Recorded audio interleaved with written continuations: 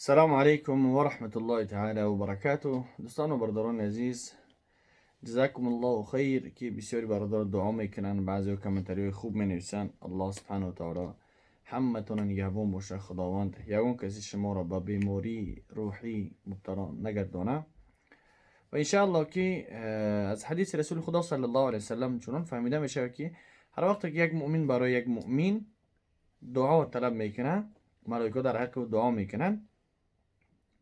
یعنی در دیگه حدیث به چه اندازه الله اعلم صحیح هست که هر یک مؤمن برای یک مؤمن اگر که دعا کنه، خداوند گناه های او را میبخشه و مثل چی قدر مؤمن در این عالم وجود داره و گناه هاشون حذف میکنه، در نامه اعمالش اجر ثواب نوشته میکنه.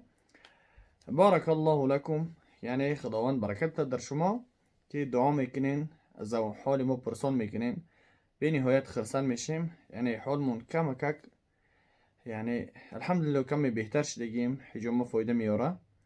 و فردا انشاءالله انتظاریم که خاری باید بیاید دیگه شهر بخونه مونه و انشاءالله که انتظار شیم که ساخت سالمت بیایه بخونه و انشاءالله که رزولتش ویدیو میکنیم میمونیم. و کدامی که حجامه گیری میخواهن، مرحمت رقم ها در روی اکران میتونین که زنگ بزنین، برادرها در خدمت هستن.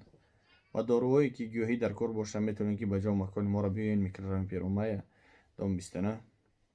الله نگهبانتان باشه، با دعا باشین، از دعای صالحتان ما را فراموش نکنین. موقع در امان الله. السلام علیکم و رحمت الله و برکاته.